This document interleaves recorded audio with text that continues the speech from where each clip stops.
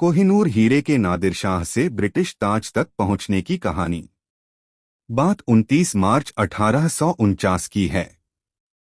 किले के बीचों बीच स्थित शीश महल में 10 साल के महाराजा दलीप सिंह को लाया गया। उस बालक के पिता महाराजा रणजीत सिंह एक दशक पहले ही दिवंगत हो चुके थे। उनकी मां रानी जिंदन कौर को कुछ समय पहले जबरदस्ती शहर के बाहर एक दूसरे महल में भेज दिया गया था। दलीप सिंह के चारों ओर लाल कोट और हैट पहने अंग्रेजों ने घेरा बनाया हुआ था। थोड़ी देर बाद एक सार्वजनिक समारोह में उन्होंने अपने दरबार के बचे खुचे सरदारों के सामने उस दस्तावेज पर दस्तखत कर दिया जिसका अंग्रेज सरकार बरसों से इंतजार कर रही थी। कुछ ही मिनटों में लाहौर किले पर सिख खालसा का झंडा नीचे उतारा गया और उसकी जगह ईस्ट इंडिया का कंपनी का धारियों वाला झंडा लहराने लगा। इसके साथ ही सिख साम्राज्य पर न सिर्फ ईस्ट इंडिया कंपनी का प्रभुत्व हो गया बल्कि दुनिया का सबसे मशहूर हीरा कोहिनूर भी उनके कब्जे में आ गया। मुर्गी के छोटे अंडे के बराबर हीरा।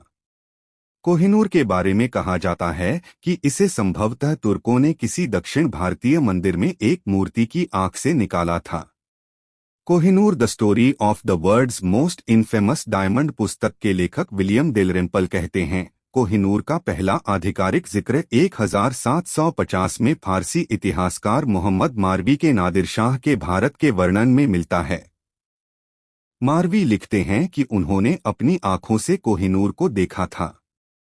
वो उस समय तख्ते ताऊस के ऊपरी हिस्से में जड़ा हुआ था जिसे नादिर शाह दिल्ली से लूटकर ईरान ले गया था। कोहिनूर मुर्गी के छोटे अंडे के बराबर था और जिसके बारे में कहा जाता था कि उसे बेचकर पूरी दुनिया के लोगों को 2.5 दिन तक खाना खिलाया जा सकता था। तख्ते ताऊस को बनाने में ताजमहल से 2 गुना धन लगा था। बाद में कोहिनूर को तख्ते ताऊस से निकाल लिया गया था ताकि नादिर शाह इसे अपनी बाह में बांध सके। नादिर शाह ने दिल्ली में मरवाया लोगों को। नादिर शाह ने करनाल के पास अपने 1.5 लाख सैनिकों की बदौलत मुगल बादशाह मोहम्मद शाह रंगीले की 10 लाख लोगों की सेना को हराया था। दिल्ली पहुंचने पर नादिर शाह ने ऐसा मार मरवाया जिसके उदाहरण इतिहास में बहुत कम मिलते हैं। मशहूर इतिहासकार सर H.M. इलियट और जॉन डोसन अपनी किताब the history of India as told by its own historians में लिखते हैं, जैसे ही नादिर शाह के 40,000 सैनिक दिल्ली में घुसे अनाज के दाम आसमान पर चले गए। जब नादिर शाह के सैनिकों ने मोलभाव करना चाहा तो उनमें और दुकानदारों में झड़प शुरू हो गई और लोगों ने सैनिकों पर हमला करना शुरू कर दिया। दोपहर तक 900 फारसी सैनिक मारे जा चुके थे। तब नादिर शाह ने दिल्ली की आबादी के मारने का आदेश दिया। मारना सुबह 9 बजे शुरू हुआ। सबसे ज्यादा लोग लाल किला, जामा मस्जिद, दरीबा और चांदनी चौक के आसपास मारे गए। कुल मिलाकर 30,000 लोगों को मार दिया। एक और इतिहासकार विलेन फ्लोर अपनी किताब new facts of Nadir Shah's India campaign में लिखते हैं, मोहम्मद शाह के सेनापति निजामुल मुल्क बिना पगड़ी के नादिर शाह के सामने गए। उनके दोनों हाथ पीछे की तरफ उन्हीं की पगड़ी से बंधे हुए थे।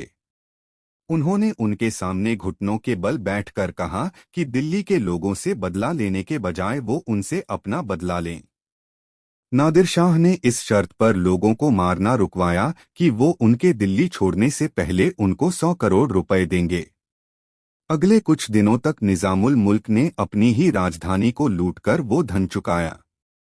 संक्षेप में एक क्षण में 348 सालों से मुगलों की जमा की हुई दौलत का मालिक कोई दूसरा हो गया। नादिर शाह का पगड़ी बदलकर कोहिनूर हथियाना। विलियम डॉलरेम्पल और अनीता आनंद ने कोहिनूर का इतिहास खंगालने में बहुत मेहनत की है। डॉलरेम्पल कहते हैं, मैंने मुगल रत्नों के विशेषज्ञों से बातचीत कर अपने शोध की शुरुआत की। उनमें से अधिकतर की राय थी कि कोहिनूर के इतिहास के बारे में जो आम बातें प्रचलित हैं वो सही नहीं हैं। नादिर शाह के पास जाने के बाद ही कोहिनूर पर पहली बार लोगों का ध्यान गया। थियो मेटकाफ लिखते हैं कि दरबार की एक नर्तकी नूर बाई ने नादिर शाह से मुखबरी की कि मोहम्मद शाह ने अपनी पगड़ी में कोहिनूर को छिपा रखा है। नादिर शाह ने ये सुनकर मोहम्मद शाह से कहा कि आइए दोस्ती की खातिर हम अपनी पगड़ियां आपस में बदल लें।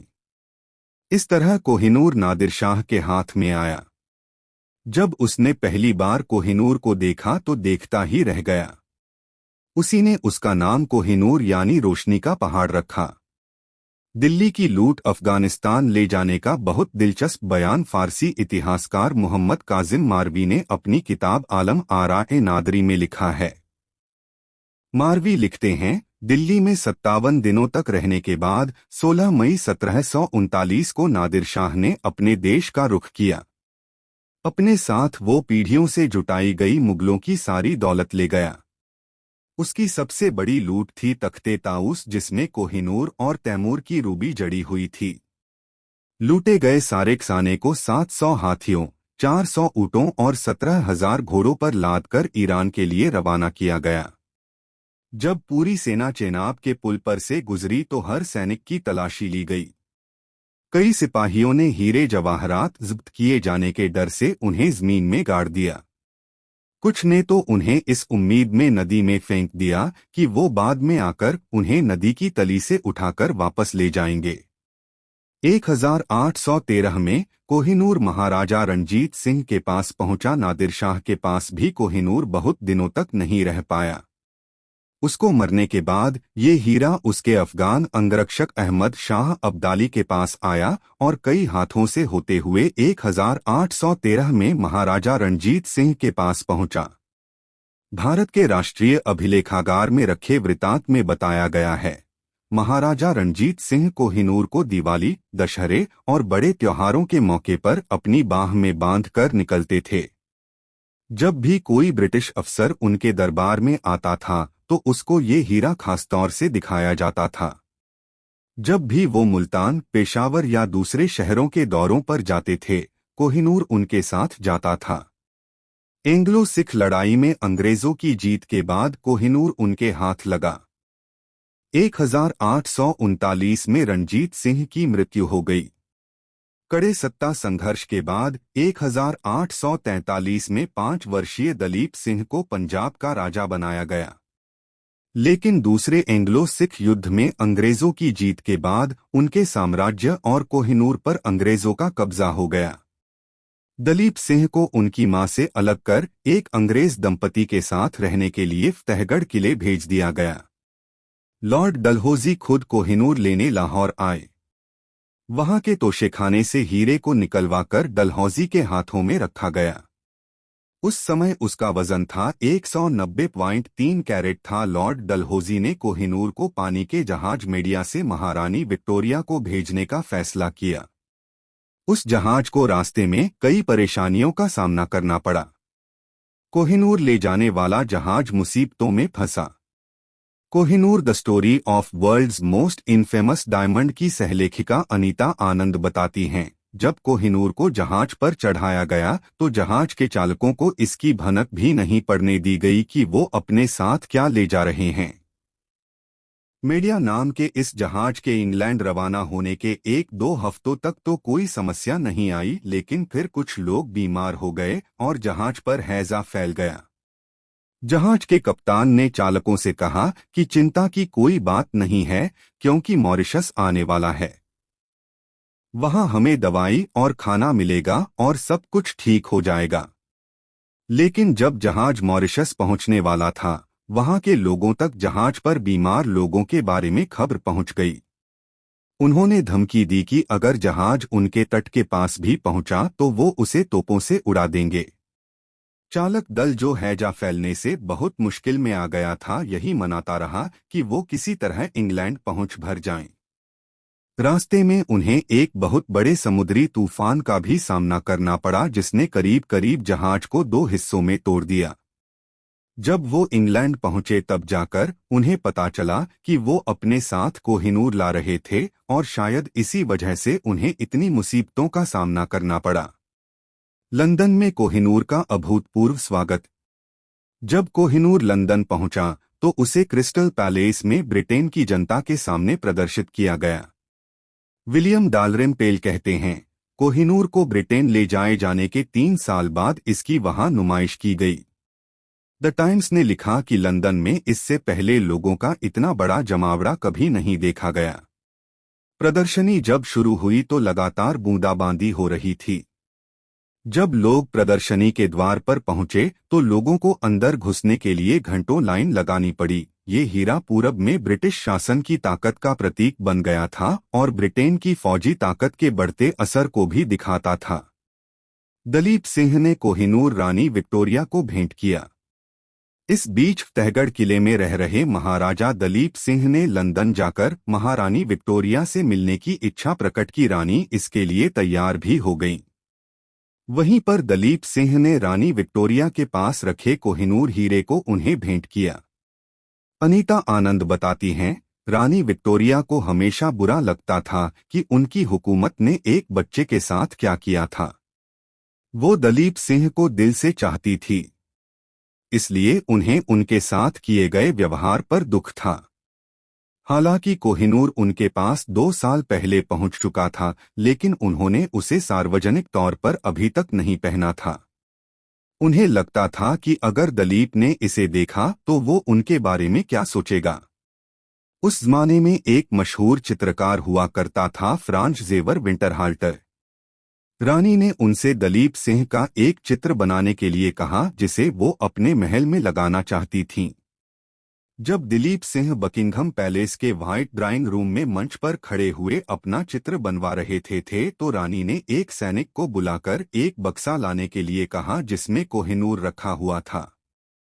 उन्होंने दलीप सिंह से कहा कि मैं आपको एक चीज दिखाना चाहती हूँ। दलीप सिंह ने कोहिनूर को देखते ही अपने हाथों में उठा लिया। उसे उन्होंने खिड़की के पास ले जाकर धूप में देखा। तब तक उस कोहिनूर की शक्ल बदल चुकी थी और उसे काटा जा चुका था। अब वो कोहिनूर नहीं रह गया था जिसे दलीप सिंह उस समय पहना करते थे जब वो पंजाब के महाराजा हुआ करते थे। थोड़ी देर तक कोहिनूर को देखते रहने के बाद दलीप सिंह ने महारानी से कहा, योर मेजेस्टी, मेरे लिए ये बहुत सम्मान की बात है कि मैं ये हीरा आपको तोहफे में दूं। विक्टोरिया ने वो हीरा उनसे लिया और अपनी मृत्यु तक लगातार उसे पहने रखा। दलीप सिंह अपनी मां से मिलने भारत पहुंचे। विक्टोरिया के बहुत प्रिय होने के बावजूद कुछ सालों बाद दिलीप सिंह ने इच्छा प्रकट की कि वो अपनी असली मां जिंदन कौर से मिलने भारत जाना चाहते हैं। ब्रिटिश सरकार ने उन्हें भारत जाने की अनुमति दे दी। जिंदन तब नेपाल में रह रही थीं। उन्हें अपने बेटे से मिलाने कलकत्ता लाया गया। अनीता आनंद बताती हैं, दिलीप वहां पहले से ही पहुंचे हुए थे। रानी जिंदन कौर को उनके सामने लाया गया। जिंदन ने कहा कि वो अब कभी उनका साथ नहीं छोड़ेंगी। वो जहां भी जाएंगे वो उनके साथ जाएंगी।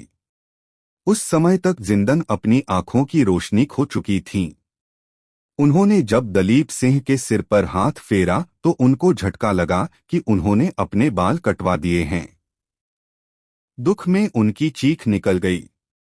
उसी समय कुछ सिख सैनिक ओपियम वार में भाग लेकर चीन से वापस आ रहे थे।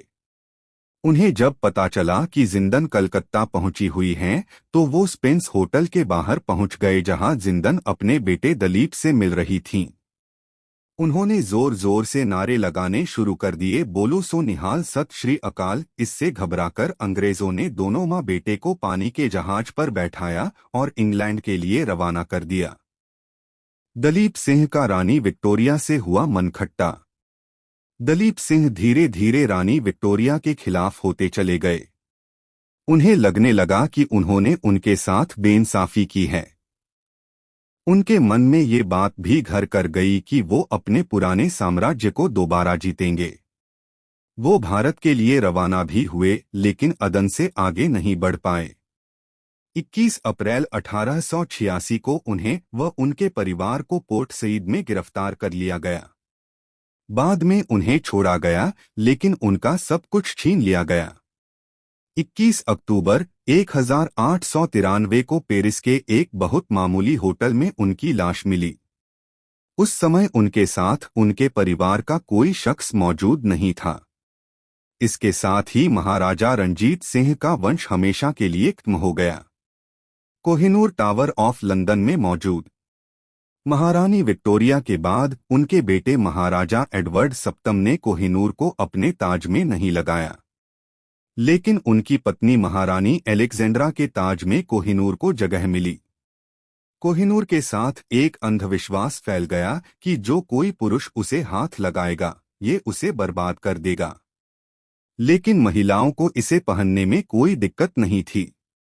बाद में भावी राजा जॉर्ज पंचम की पत्नी राजकुमारी मेरी ने भी उसे अपने ताज के बीच में पहना, लेकिन इसके बाद महारानी एलिजाबेथ द्वितीय ने कोहिनूर को अपने ताज में जगह नहीं दी। आजकल दुनिया का ये सबसे मशहूर हीरा टावर ऑफ लंदन के जेवेल हाउस में रखा हुआ है। तो दोस्तों, कैसी लगी आपको ये जानकारी हमें कमेंट सेक्शन में ज़रूर बताएं। साथ ही अगर आप हमारे यूट्यूब चैनल पर नए हैं तो आप हमें सब्सक्राइब ज़रूर करें। अब मिलते हैं ऐसी ही रोचक जानकारी के साथ अगले वीडियो में। तब तक के लिए आप अपना तथा अपने परिवार का ख्याल रखें।